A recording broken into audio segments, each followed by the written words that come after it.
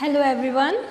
In today's class, we are going to study about mechanism of muscle contraction.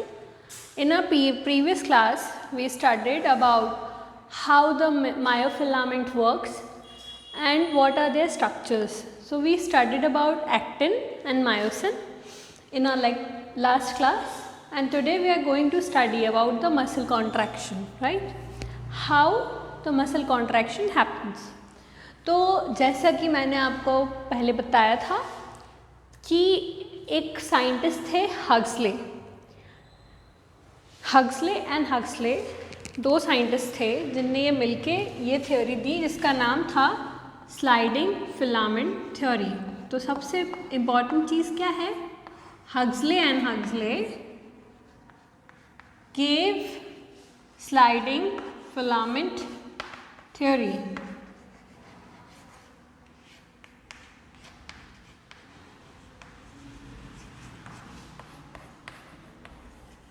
Okay, तो ये एक बहुत important चीज़ है जिसे हमें याद रखना है. अब ये स्लाइडिंग फिलामेंट थ्योरी से क्या समझते हैं आप? तो जो हक्सले थे उन्होंने ये बताया था कि जो एक्टिन और मायोसिन है, इनका जो मैकेनिज़्म है वर्क करने का वो ये है कि जो एक्टिन है वो मायोसिन के ऊपर स्लाइड करता है. ओके, इसीलिए इसका नाम है क्या? Sliding filament theory. Filament is are myofilament and it slides, that's why sliding filament theory. और इसको देने वाले कौन साइंटिस्ट थे? हक्सले. और इसके कारण ही क्या होता है हमारा? Muscle contraction. ओके, अब हमने अपनी लास्ट क्लास में देखा था मायोसिन के भी सब टाइप्स होते हैं, सब यूनिट्स होते हैं, और एक्टिन के भी. तो जिसमें हमने ये देखा था कि ग्लोब्यूलर एक्टिन बनता है, फिर वो फिलामेंटस एक्टिन बनाता है, और भी बहुत सारी चीज़ें, ट्रोपोनिन, ट्रोपोमायोसिन, ये सब चीज़ें हमने देखी थी. अब हम आगे देखेंगे कि हमारे मसल कॉन्ट्रैक्शन कैसे होता है. चलिए देखते हैं.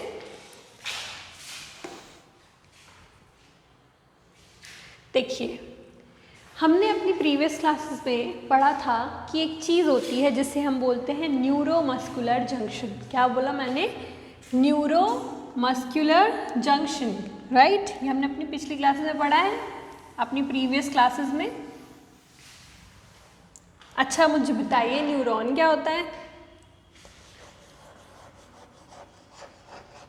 तो जो न्यूरॉन होता है, it is the functional unit of cranial system और CNS, right. Central nervous system का हमारा जो स्ट्रक्चरल फंक्शनल यूनिट है वो कौन है? न्यूरॉन. जैसे कि हमारी बॉडी में सेल्स हैं, वैसे हमारी बॉडी में न्यूरॉन है, राइट. तो इसको हम नर्व सेल भी बोलते हैं. क्या बोलते हैं? Nerve cell. Neuron is also known as nerve cell. तो हमारे सीएनएस का जो सेल है उसको हमने क्या बोला? न्यूरॉन. तो न्यूरॉन और मसल, न्यूरॉन का काम क्या होता है? इम्पल्स कैरी करना. ठीक है, हमारा ब्रेन कुछ भी बोल रहा है, हमारे ब्रेन से जो भी सिग्नल्स आ रहे हैं तो उसको कन्वे करने का काम कौन करता है? न्यूरॉन. तो आज हम न्यूरॉन के बारे में थोड़ा सा देखेंगे, क्योंकि सब कुछ जो है ब्रेन से ही संचालित होता है, ब्रेन से ही एक्टिविटी जो होती है हमारी. अगर मैं जब तक ये ना चाहूँ कि मुझे अपनी मसल को मूव करना है, तब तक मैं अपने इनवॉलंटरी नहीं कर सकती, राइट. अगर जब मुझे सिग्नल होगा अपने ब्रेन से तो तभी मैं अपने हाथ को मूव कर पाऊँगी, अपने पैर को मूव कर पाऊँगी, अपनी गर्दन को हिला पाऊँगी, है ना. और इन सब में क्या है? Muscles. All muscles are responsible for our movement, right. हमारे चैप्टर का नाम ही लोकोमोशन एंड मूवमेंट है, राइट. तो जो हमारा जो ब्रेन है उससे हमें क्या मिलते हैं? इम्पल्स मिलते हैं कि we have to move this muscle. ठीक है, तो हमारा जो न्यूरॉन होता है ना, न्यूरॉन का स्ट्रक्चर यही होता है. हमने अपने 10th क्लास में पढ़ा है कि न्यूरॉन का स्ट्रक्चर कैसा होता है. इसमें बहुत सारे डेंड्राइट्स होते हैं, ठीक है, सेल बॉडी होती है, उसका खुद का एक्सॉन होता है, और नर्व एंडिंग होती है, राइट. क्या होती है? Nerve ending. अब हमें ये भी पता है कि ये नर्व एंडिंग्स में कुछ न्यूरोट्रांसमीटर सब्सटेंस प्रेजेंट होते हैं. क्या होते हैं? Neurotransmitter substance. क्योंकि देखो, ये जो इम्पल्स है, हमारी बॉडी में जो आया, ठीक है, ये आया तो मतलब हमारे ब्रेन से जो सिग्नल आते हैं they are electrical wave when they travel through the neuron. और अब जब यहाँ आते हैं किसमें, किसी मसल के साथ उन्हें कनेक्शन बनाना है तो उस जंक्शन को हम बोलते हैं न्यूरोमस्कुलर जंक्शन, ठीक है। अब वहाँ पे जो रहता है ना गैप रहता है, ठीक, न्यूरॉन से न्यूरॉन अटैच्ड है लेकिन जो न्यूरॉन और मसल अटैच्ड रहते हैं ना वहाँ पे एक थोड़ा सा गैप होता है जिसको हम बोलते हैं साइनेप्टिक क्लेफ्ट। क्या बोलते हैं, साइनेप्टिक क्लेफ्ट। यानी कि ये हमारे नर्व और मसल दिख रहे हैं, न्यूरॉन और मसल दिख तो रहे हैं, लेकिन अब इनको अगर हम माइक्रोस्कोपिकली देखेंगे ना तो हमें कैसे दिखाई देगा, ये हमारा न्यूरॉन का मतलब डेंड्राइटिक एंड है और यहाँ पे हमारा क्या होगा, मसल ऐसे शुरू होगा, ठीक है, कैसे, ऐसे। तो यहाँ पे बीच में जो रहता है ना ये वेकेंट स्पेस होता है, इसीलिए यहाँ पे इलेक्ट्रिसिटी को ट्रैवल करने के लिए अगर इलेक्ट्रिकल सिग्नल है, ओके, तो उसको ट्रैवल करने के लिए मीडियम की ज़रूरत होती है। अब यहाँ पे तो कोई मीडियम ही नहीं है, तो यहाँ पे हमें किस चीज़ की ज़रूरत पड़ेगी, केमिकल मीडियम की, राइट, केमिकल सब्सटेंस की, कोई ना कोई केमिकल सब्सटेंस की ज़रूरत पड़ेगी, तभी हमारा सिग्नल जो है यहाँ से जो हमें मिल रहा था वो हमारी मसल तक आ पाएगा, ठीक है। मतलब ये जो चीज़ है ना वो मैंने यहाँ ड्रॉ करी है, मतलब हमारा न्यूरॉन और मसल के बीच में जो भी चीज़ें हो रही हैं उसका यहाँ पे हमें थोड़ा सा स्पेस मिलता है, स्पेस प्रेजेंट होता है, इसीलिए जो इलेक्ट्रिकल सिग्नल्स हैं, ठीक है, जो इम्पल्स है वो इधर पे डायरेक्टली नहीं आ पाती। इम्पल्स जो है पहले इलेक्ट्रिकल थी, अब हमें किस फॉर्म में मिलेगी, केमिकल फॉर्म में, इसीलिए यहाँ पे क्या प्रेजेंट होते हैं, न्यूरोट्रांसमीटर। क्या होते हैं प्रेजेंट, न्यूरोट्रांसमीटर्स, ओके, जिसे हम क्या भी बोलते हैं न्यूरोट्रांसमीटर को, एसिटिलकोलिन। क्या बोलते हैं, एसिटिलकोलिन। ये CNS में एक टॉपिक है, वो बाद में अपन डिस्कस करेंगे न्यूरॉन के बारे में, CNS के अंदर ये सब अपन डिस्कस करेंगे, लेकिन यहाँ पे भी ये पढ़ना इंपॉर्टेंट है, राइट। तो ये अपन समझते हैं पहले, ठीक है। यहाँ पे हमारे पास में क्या प्रेजेंट होते हैं, ये जो सब्सटेंस होते हैं इनको क्या बोला हमने, न्यूरोट्रांसमीटर्स। क्या बोला, न्यूरोट्रांसमीटर सब्सटेंसेस, ओके, आपको समझ में आया। अब फिर ये जो रहते हैं ना न्यूरोट्रांसमीटर, ये आते हैं, ये तो क्योंकि केमिकल है तो ये तो वेकेंट स्पेस में भी चले जाएंगे, है ना, खाली स्पेस में भी चले जाएंगे, राइट। तो ये समझ में आया आपको, ठीक है।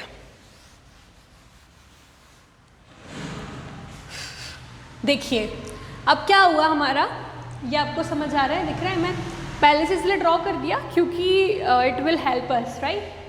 फिर it is very time consuming, तो पता होता है कि कैसे कैसे की चीज़ हो रही है। देखिए अब क्या है कि ये हमारा न्यूरोमस्कुलर जंक्शन है, तो न्यूरोमस्कुलर जंक्शन किसको बोला, वो जंक्शन जो कि एक न्यूरॉन और एक मसल फाइबर के बीच में बन रहा है उसको हमने बोला neuromuscular junction, right, neuromuscular junction, ठीक है। अब देखिए ये अब मसल में आ गए हम, अब हमारा जो इम्पल्स है वो न्यूरोट्रांसमीटर्स के थ्रू यहाँ पे मसल में क्या प्रेजेंट होते हैं, ACH रिसेप्टर, यानी कि एसिटिलकोलिन रिसेप्टर्स। जो भी न्यूरोट्रांसमीटर सब्सटेंसेस आ रहे हैं उनको रिसीव करने के लिए हमारे पास में मसल में क्या होते हैं, रिसेप्टर्स प्रेजेंट होते हैं, ठीक है। अब मुझे कोई सिग्नल भेजना है, अगर वहाँ पे रिसीवर नहीं होगा तो मेरा सिग्नल वेस्ट हो जाएगा, है ना। तो ऐसे ही यहाँ पे क्या होते हैं, मसल फाइबर में, मसल के अंदर होते हैं ACH रिसेप्टर्स, ओके। और इसमें कुछ कुछ डिप्रेशन भी प्रेजेंट होते हैं, किसमें, अब मैंने आपको पिछली क्लास में बताया था कि जो मसल होता है उसकी मेम्ब्रेन को हम बोलते हैं सार्कोलेमा, मसल फाइबर की मेम्ब्रेन को क्या बोलते हैं, सार्कोलेमा, और उसके साइटोप्लाज्म को क्या बोलते हैं, सार्कोप्लाज्म, है ना, सार्कोप्लाज्म। और उसकी जो रेटिकुलम्स होती हैं उसको हम बोलते हैं सार्कोप्लाज्मिक रेटिकुलम, जैसे हमारी ER वगैरह होती है ना वैसे। अब समझ में आया सार्कोलेमा, ये इसमें कंफ्यूज मत होइएगा। तो अब मैंने बोला कि जो सार्कोलेमा होती है यानी कि मसल फाइबर की मेम्ब्रेन, उसमें डिप्रेशंस प्रेजेंट होते हैं जिनको हम बोलते हैं टी ट्यूब्यूल्स। क्या बोलते हैं? T tubules. तो हमारी जो इम्पल्स होती है ना वो इसके थ्रू भी ट्रैवल करती है। किसके अंदर? मसल के अंदर। Okay, through protein channel. Protein channels होते हैं उनके थ्रू ये ट्रैवल करती है। ठीक है, अब आपको ये समझ में आया कि ब्रेन से सिग्नल आए, इम्पल्स आई, तो वो न्यूरॉन से मसल के अंदर गए। कैसे गए? Through these channels and sarcoplasmic reticulum में कैसे पहुंचे? Through T tubules. ओके, अब देखिए ये जो हमारा सार्कोप्लाज्मिक रेटिकुलम है, यानी कि मसल के अंदर जो हमें साइटोप्लाज्म मिल रहा है उसमें क्या होगा? सार्कोप्लाज्मिक रेटिकुलम में कैल्शियम आयन रिलीज हो जाएगा। ठीक है, जो एसआर होंगी हमारी यानी कि सार्कोप्लाज्मिक रेटिकुलम, ये कैल्शियम आयन को सार्कोप्लाज्म में सिक्रीट कर देंगी। राइट, ओके, अब हमें पता है भाई कि calcium ion is very important for conduction. ठीक है, इसलिए तो हम बोलते हैं कैल्शियम डेफिशिएंसी नहीं होने देना चाहिए बॉडी में, तभी तो हमारी नर्व्स अच्छे से काम करेंगी, हमारी मसल्स अच्छे से काम करेंगी, हमारी बोन्स अच्छे से काम करेंगी, है ना। तो क्यों? क्योंकि ये जो सिग्नल्स हैं इसमें भी कैल्शियम आयन का बहुत ज़्यादा रोल होता है। हमने पिछले लेक्चर में पढ़ा था जो ट्रोपोनिन होता है उसमें भी क्या होता है? कैल्शियम बाइंडिंग साइट होती है। अब उसको समझ में आएगा किधर पे कैसे उसका काम आ रहा है। ठीक है, कैल्शियम बाइंडिंग साइट का। तो हम यहाँ देखते हैं सार्कोप्लाज्म में क्या आ गया हमारा? Calcium ion. ठीक है, देखिए अब हम इस पे आते हैं। किस पे? अब ये जो सार्कोप्लाज्म में क्या आ गए हमारे? Calcium ion. अब ये क्या कराएंगे? एक्टिन में चेंजेस, क्योंकि एक्टिन में ही था हमारा कैल्शियम बाइंडिंग साइट, है ना। ठीक है, कैल्शियम आएगा तो कहाँ जाएगा? जहाँ पे उसकी बाइंडिंग साइट होगी। तो हमने पिछले लेक्चर में भी देखा था कि वहाँ पे क्या था? कैल्शियम बाइंडिंग साइट था ट्रोपोनिन में। राइट, ट्रोपोनिन के 3 स्ट्रक्चर्स थे, है ना। पिछले लेक्चर में हमने पढ़ा था, याद करिए, है ना। टीपीआई, है ना, टीपीसी और टीपीटी। ठीक है, ये आपको याद आया? ठीक है, अब वो देखिए वो कहाँ पे प्रेजेंट होते हैं। हमने बोला कुछ कुछ प्लेसेस पे प्रेजेंट होते हैं। ये हमारा पूरा क्या है? एक्टिन। ठीक है, अब क्या हो रहा है? ये हमारा क्या है? Filamentous actin. और ये क्या है? ट्रोपोमायोसिन, जो उसको बाइंड करके रखता है।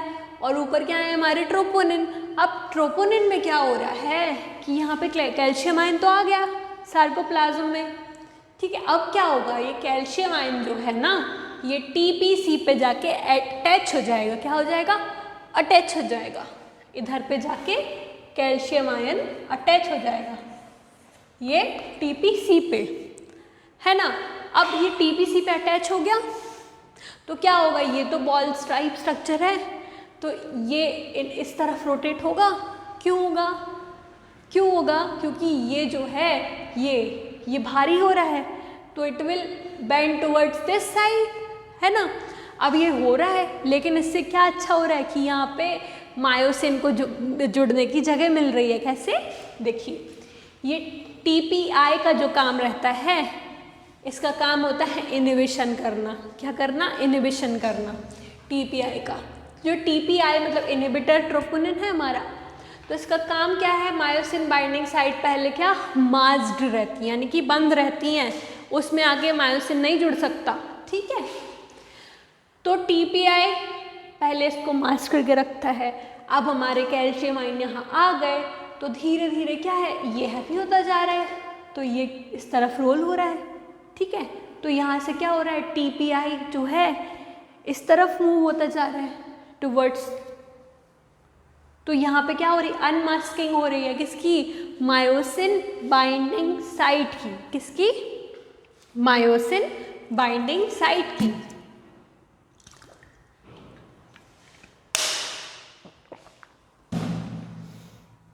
अब जो है हमारी मायोसिन बाइंडिंग साइट जो है वो खुल गई। ठीक है, क्योंकि ये हमारा टीपीसी की वजह से टीपीसी इस तरफ आ रहा है, फिर इसका स्ट्रक्चरल चेंजेस हो रहा है। किसमें? एक्टिन में। ओके, स्ट्रक्चरल चेंजेस हो रहा है किसकी वजह से? कैल्शियम आयन की वजह से। तो देखिए मायोसिन बाइंडिंग साइट जो क्या थी हमारी? वो अनमास्क्ड हो गई, यानी कि they are now ready for the myosin attachment. Okay, अब क्या होगा, ये तो एक्टिन की बात हो गई, ठीक है, कि एक्टिन में क्या होगा समझ में आया। ये दो इवेंट है हमारे एक्टिन के। क्या हो रहा है, ये पहले ऐसा था टीपीआई की वजह से, फिर यहाँ पे मास्क था हमारा मायोसिन बाइंडिंग साइट, अब ये इस तरफ आ गया, तो हमारा ये जो है मायोसिन बाइंडिंग साइट यहाँ पे खुल गया। ठीक है, अब ये हो गई एक्टिन की बात। अब आते हैं मायोसिन पे। तो जो मायोसिन है, हमने कल भी पढ़ा था कि मायोसिन में क्या होते हैं, दो फिलामेंट्स होते हैं जो कॉइल्ड रहते हैं। ठीक है, अभी हम यहाँ पे सिर्फ एक फिलामेंट को देखते हैं, समझने में आसानी होगी। ठीक है, अभी क्या हो रहा है, हमने यही बोला था कि मायोसिन में दो बाइंडिंग साइट्स होती हैं, एक होती है एटीपी बाइंडिंग साइट और एक होती है एक्टिन बाइंडिंग साइट, है ना। एक होती है एटीपी बाइंडिंग साइट और एक होती है एक्टिन बाइंडिंग साइट। अब जो मायोसिन होते हैं ना, ये बहुत ही मूडी किस्म के होते हैं। ये बोलते हैं भाई जब तक मेरे साथ एक चीज़ बाइंडेड है मैं दूसरे को बाइंड नहीं करूँगा। मतलब जब तक इसकी एटीपी वाली एक्टिविटी चलती रहती है ना, तब तक ये एक्टिन से जाके नहीं बाइंड होता। मतलब ये होगा क्या कि अगर इसकी इधर पे बाइंडेड है ना, तो ये वाला बाइंडिंग साइट काम नहीं करेगा। ठीक है, तो क्या होगा कि इसको एक्टिव करने के लिए इसके हेड को कैसे एक्टिविटी करना होगा, एटीपीएस टाइप एक्टिविटी। अब एटीपीएस एंजाइम का काम क्या होता है कि वो एटीपी को एडीपी और इनऑर्गेनिक फॉस्फेट में तोड़ देता है।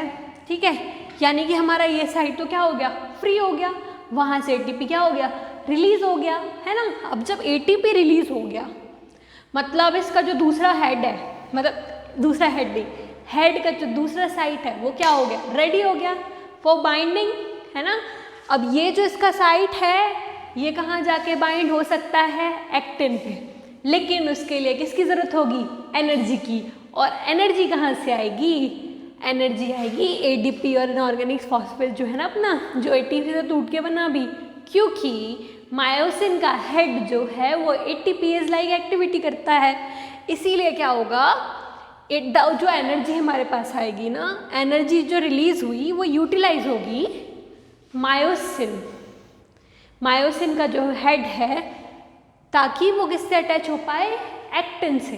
ठीक है, यानी ये जो एनर्जी यहाँ से रिलीज होगी वो कौन यूज करेगा, मायोसिन, और that will attach to actin. Okay, actin से जाके अटैच हो जाएगा। अब देखिए, तो फिर इससे क्या बन जाएगा, क्रॉस ब्रिज, किसके और किसके बीच में, between actin binding site of myosin and myosin binding site of actin. तो सबसे अच्छा पहला question, cross bridge is formed between.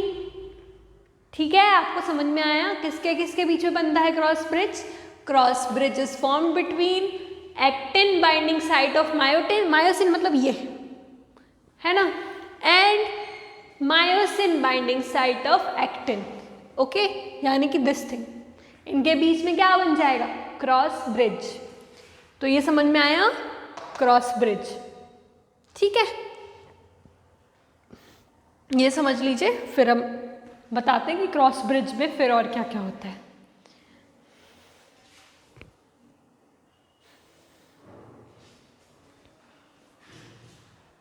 अब देखिए, क्रॉस ब्रिज तो बन गया, ठीक है, अब क्या होगा, ये cross bridge, this cross bridge is form between actin and myosin.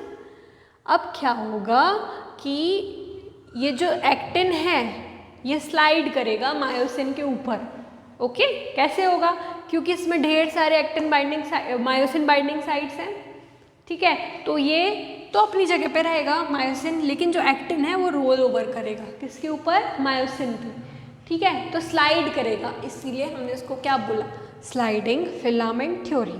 ठीक है, तो यहाँ पे जो है क्रॉस ब्रिज बना, और फिर उसके बाद में जो एक्टिन है वो मायोसिन के ऊपर मूव करेगा, और जो हमारा ये मायोसिन था इसका जो हेड है ये अपना ऐसा ऐसा घूम रहा, जब ज़्यादा स्लाइड होगा तो it will act like this, तो मूव्स इनवर्ड, क्या होगा, मायोसिन मूव्स इनवर्ड हो जाएगा।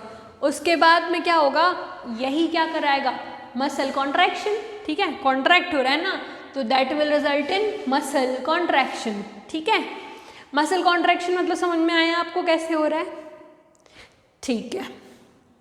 This was about muscle contraction, कि मैकेनिज्म ऑफ मसल कॉन्ट्रैक्शन क्या होता है, आवर वेरी फर्स्ट टॉपिक। तो हमने यहाँ तक मसल कॉन्ट्रैक्शन समझ लिया, ठीक है। अब देखिए मसल कॉन्ट्रैक्शन तो हो गया, लेकिन मसल कॉन्ट्रैक्शन हमेशा थोड़ी ना होता रहेगा, है ना, उसको इम्पल्स कभी ना कभी तो रुकेगी।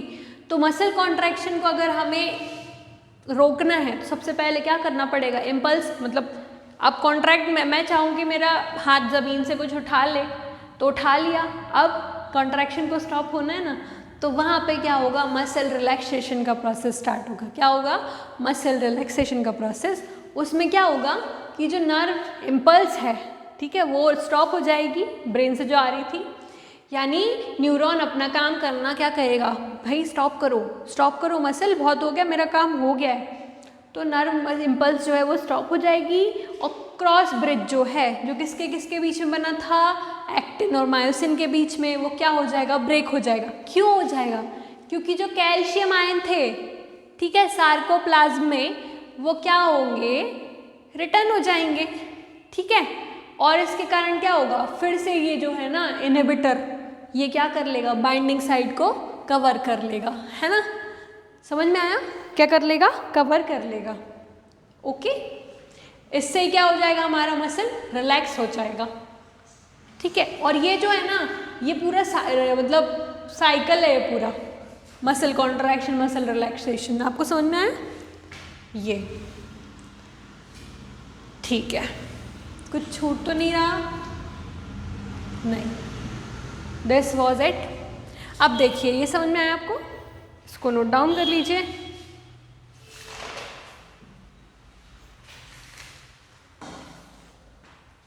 मसल कॉन्ट्रैक्शन तब तक होगा जब तक इम्पल्स आती रहेगी, ठीक है। जैसे इम्पल्स खत्म होगी, स्टॉप होगी, तो वो क्या होगा, क्रॉस ब्रिज ब्रेक हो जाएगा। और अगर हमें प्रोसेस को कंटिन्यू रखना है तो एटीपी ये जो यहाँ जो प्रोसेस हो रही थी ये होती रहेगी, ठीक है। तो नए नए बाइंडिंग साइट बनते रहेंगे और हमारी ये प्रोसेस मसल कॉन्ट्रैक्शन की होती रहेगी।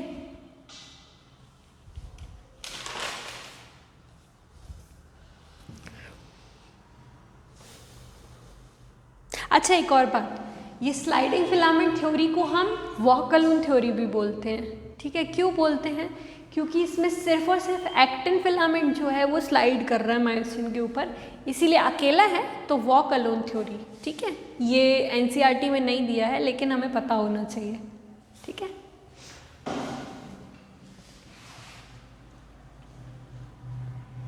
चलिए, अब हमने एक चीज़ पढ़ी थी जिसको हम बोलते हैं सार्कोमियर। क्या बोलते हैं, सार्कोमियर। वो क्या होती है, यूनिट होती है, किसकी unit, structural and functional unit of muscle relaxation, बोला था मैंने, ठीक है। अब ये सब मसल के फाइबर के अंदर हो रहा है, लेकिन सार्कोमियर में भी कुछ चीज़ें हो रही होंगी, मतलब ऑब्वियस सी बात है। तो क्या हो रहा है, सार्कोमियर की अगर हम बात करें तो वो क्या था हमारा, 2Z लाइन के बीच में डिफरेंस था, मतलब distance, sorry, sarcomere is the distance between 2Z lines, ठीक है। आपको वो स्ट्रक्चर पूरा याद आ गया, Z लाइन्स, मैं फिर से बनाऊँ, नो, ठीक है। तो उसमें क्या था कि प्रीवियस लेक्चर में मैंने बताया Z लाइन क्या होती हैं, ठीक है, और सार्कोमियर क्या होता है, तो उसके बारे में देखिए। तो इसमें क्या था कि 2Z लाइन के बीच के डिस्टेंस को हमने क्या बोला, सार्कोमियर। अब सार्कोमियर में क्या चेंजेस हो रहे हैं कि मायोसिन तो अपनी जगह पे है, एक्टिन हो रहा है स्लाइड, एक्टिन स्लाइड हो रहा है, ठीक है। तो अब इसमें क्या हो रहा है, सार्कोमियर के इवेंट ऑफ मसल कॉन्ट्रैक्शन क्या क्या होंगे, तो देखिए जो सार्कोमियर है उसमें क्या है, इवेंट्स होंगे। फर्स्ट इवेंट क्या होगा कि जो मायोसिन फिलामेंट है it will remain at its place, ठीक है, मायोसिन अपनी जगह पे रहेगा, लेकिन एक्टिन फिलामेंट जो होगा वो अकेला क्या करेगा, स्लाइड करेगा मायोसिन के ऊपर, ठीक है, स्लाइड्स ओवर मायोसिन। और जो जेड लाइंस हैं, ठीक है, उनमें क्या होगा, उनका भी मतलब they are contracting and then relaxing. Okay, तो this was all about mechanism of muscle contraction. तो सबसे ज़्यादा इंपॉर्टेंट क्या है, एनएमजे, न्यूरोमस्कुलर जंक्शन। और ये न्यूरोट्रांसमीटर का नाम क्या होता है,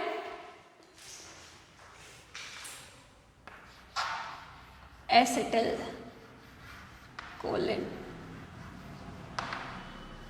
ECH। ठीक है, समझ में आया? सो आई होप आपको आज का ये समझ में आया होगा। ठीक है, सबसे पहली बात कि मसल कॉन्ट्रैक्शन कैसे होता है, ठीक है, एक्टिन और मायोसिन कैसे वर्क करते हैं, कौन सी चीज़ें रिस्पॉन्सिबल होती हैं उसके लिए, सार्कोलेमा, सार्कोप्लाज्म, सार्कोप्लाज्मिक रेटिकुलम क्या होते हैं। तो आई होप आपको ये सब समझ में आया हो। अपनी नेक्स्ट क्लास में हम कुछ आगे के 4 टॉपिक्स लेंगे, जैसे कि जो डिसीज़ेज़ होती हैं, ठीक है, अब ये सब तो मैंने नॉर्मल फिजियोलॉजी बता दी, ठीक है, कि हाउ मसल कंट्रैक्शन हैपन्स। अब कुछ डिसीज़ेज़ भी हैं, कुछ डिसऑर्डर्स भी हैं that are very important from the point of need and everything, तो हमें वो भी पढ़ना पड़ेगा। ठीक है, अब सोचिए अगर इम्पल्स ही ना आए, ठीक है, या न्यूरोमस्कुलर जंक्शन में कुछ प्रॉब्लम हो जाए, है ना, या हमारे एक्टिन और मायोसिन अच्छे से काम ना करें, ठीक है, मसल मायोफिलामेंट ही काम ना करें, तो it will all lead to any disease, right. तो वो सब हम अपनी नेक्स्ट क्लासेस में देखेंगे। और अगर प्रीवियस क्लासेस में कोई भी प्रॉब्लम हो तो पूछेगा। और this was it for today and sarcolemma और यस दिस वॉज इट। और हमें क्या पढ़ना, सार्कोलेमा क्या बोल रही थी कि वो अच्छे से पढ़िएगा ये सब चीज़ें। और sarcomere is very important term, जो कि बार बार हमें सुनने मिल रहा है, वो हर चीज़ में इम्पॉर्टेंट है, तो हमें उसको भी देखते हुए चलना है। ठीक है, चलिए, उसमें कुछ भी प्रॉब्लम हो तो पूछिए। Thank you, good day.